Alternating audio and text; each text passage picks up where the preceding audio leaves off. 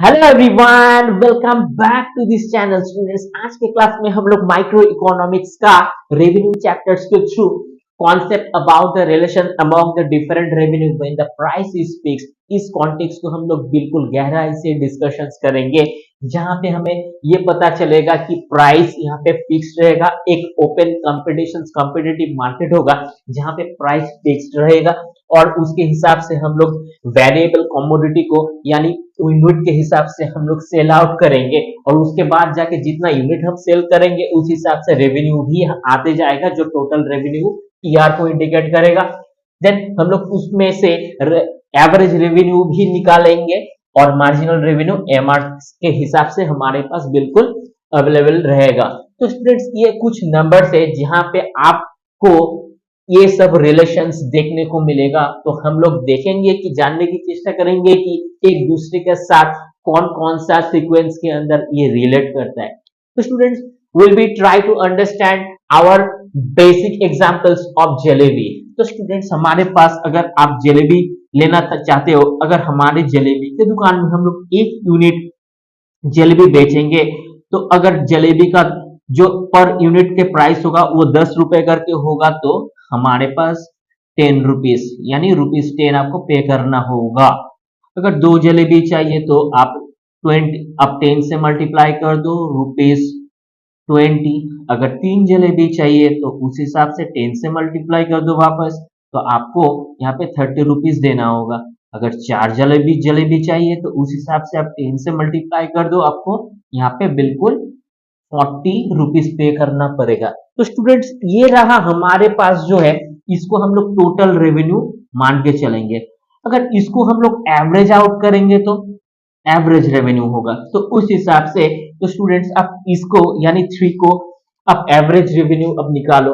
अब 30 को क्या कर दो, यहाँ पे 3 से डिवाइड कर दो, आपके पास 10 जो आएगा ये एवरेज रेवेन्यू आएगा। ठीक है, इस हिसाब से हर एक कॉन्टेक्स्ट के अंदर आपको 10 आपको एवरेज रेवेन्यू के हिसाब से दिखाई देगा। और अगर इसको आप मार्जिनल रेवेन्यू के हिसाब से कैलकुलेट करने की चेष्टा करो तो उस समय आपके इधर आप 10 10 एंड 10 एंड सो ऑन, अगर और भी ज्यादा आप यूनिट इसमें ऐड करते हो, सेल करते हो, तो उसके हिसाब से ये ऐसे कंटिन्यू होगा।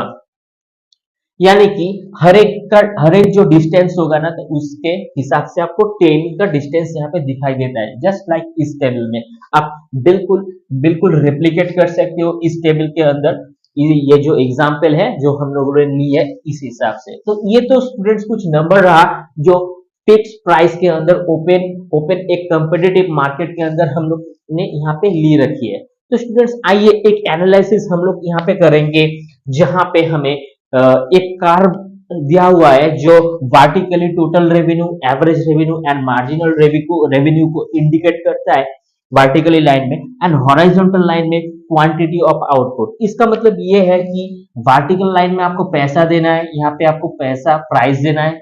ठीक है, और यहाँ पे आप जितना क्वांटिटी बेचोगे उस हिसाब से पैसा पे करना है, जैसे 10 20 30 40 50 एंड सो ऑन। जितना आप सेल करोगे आपका टोटल रेवेन्यू कर्व भी उतना ही ऊपर आपको दिखाई देगा। तो स्टूडेंट्स, फर्स्ट ऑफ ऑल यहाँ पे टोटल रेवेन्यू अगर आप देखो तो P इंटू क्यू, यानी प्राइस को अगर क्वांटिटी से मल्टीप्लाई कर दोगे ना, तो फिर जाके आपके पास टोटल रेवेन्यू आता है। यानी आपका प्राइस हो गया 10 रुपए करके, आप तीन जलेबी लोगे तो 3 into 10, तो इस हिसाब से आपके पास 30 रुपीज यहाँ पे टोटल रेवेन्यू हो जाता है। ठीक है, तो ये हो जाता है स्टूडेंट्स आपका TR। ठीक है, तो average revenue and equal to marginal revenue बिल्कुल सेम है, क्योंकि प्राइस यहाँ पे फिक्स है, that is why AR equal to MR।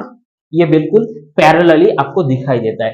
तो स्टूडेंट्स, कुछ यहाँ पे इक्वेशंस होता है, जैसे कि हम लोग लिख सकते हैं कि यहाँ पे टोटल रेवेन्यू, टोटल रेवेन्यू को स्टूडेंट्स हमें आर से इंडिकेट करना है। ठीक है, तो आर से अगर इंडिकेट करेंगे तो P Q.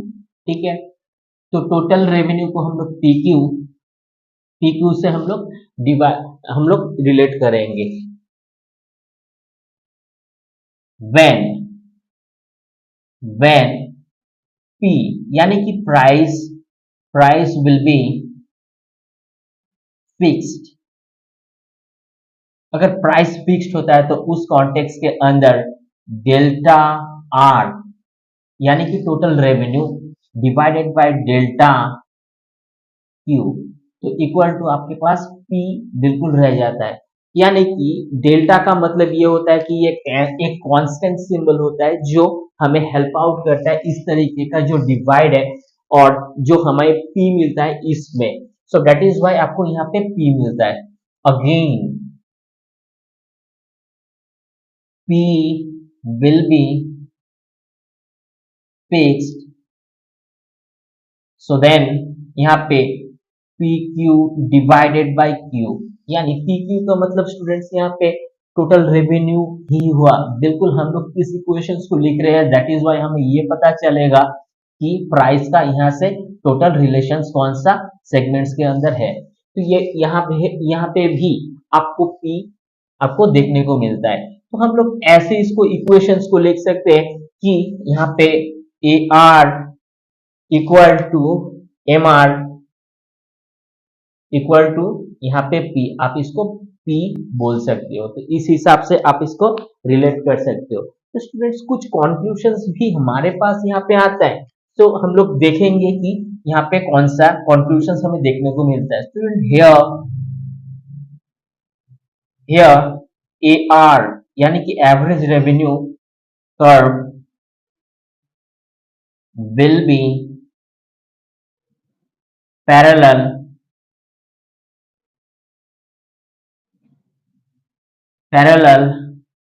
on the horizontal axis। तो स्टूडेंट्स आप देख सकते हो ये जो AR है ये बिल्कुल ये जो हॉराइजॉन्टल लाइन है इसके ऊपर बिल्कुल पैरेलली ये सेगमेंट किया हुआ है, हमें देखने को मिलता है। और एक कंक्लूजन हमारे पास होता है जैसे कि यहाँ पे MR will be, तो MR curve will be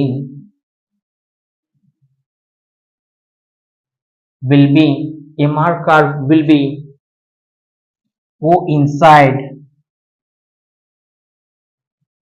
on the AR average revenue curve. तो स्टूडेंट्स आपको MR कर्व जो है ये भी एवरेज रेवेन्यू कर्व के ऊपर आपको कोइंसाइड करते हुए दिखाई देगा। कोइंसाइड का मतलब होता है कि ये दोनों जो सेगमेंट से एक ही लाइन के ऊपर ये कोइंसाइड कर रहा है, सिचुएट कर रहा है। तो स्टूडेंट्स ये हमारे कुछ एनालिसिस था जहां से हमें ये सेंस तो जरूर मिलता है कि जो डिफरेंट रेवेन्यू होने के बाद भी एक टोटल रेवेन्यू जो आता है उसके साथ कुछ ऐसा पॉइंट ऑफ व्यू से भी हम लोग इसको रिलेट करने की चेष्टा कर सकते हैं।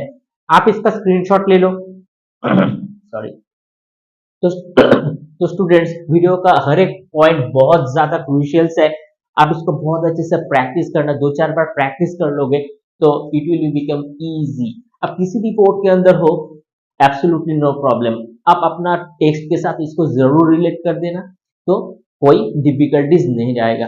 तो वीडियो का हर एक पॉइंट अगर आपको इंफॉर्मेटिव लगता है तो जरूर इसे लाइक शेयर सब्सक्राइब कर देना। मिलते हैं किसी नेक्स्ट क्लास में, till then take care, have a nice day.